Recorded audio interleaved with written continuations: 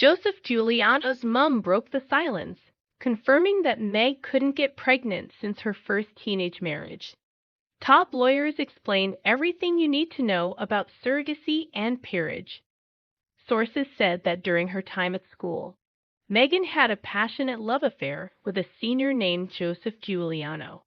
Even photos believed to be from Meghan's first wedding to Joseph when she was 18 are still circulating online.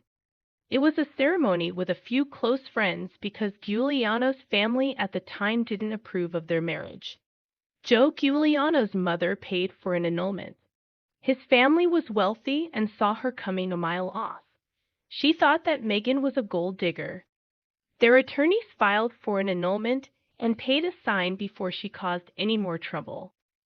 Meghan gave a boyfriend's family a bad impression at the time.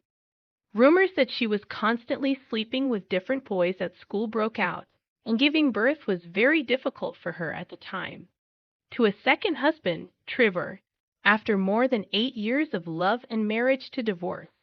Meghan was also not pregnant, currently arching Lilibert, said to be the product of a surrogate legitimacy or illegitimacy of surrogacy in the 21st century. If you hold a peerage or a baroness.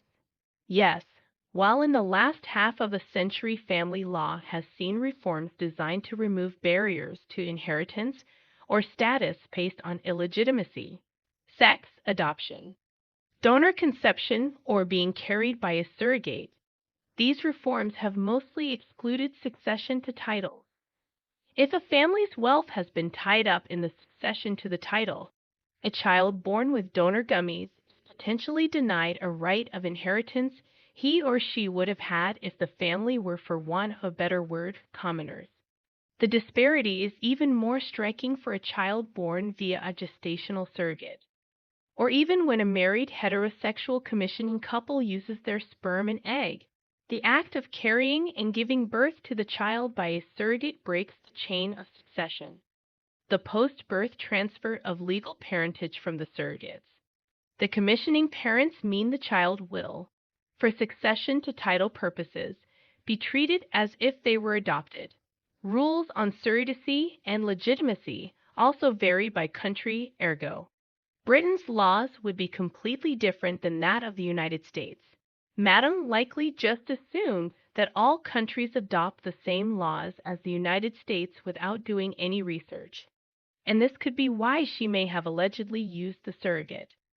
Her American pride assumed that British law would be the same, but all royal family babies have blood taken from the umbilical cord. No blood, no line of succession. And yes, I've written many, many times over this to the palace.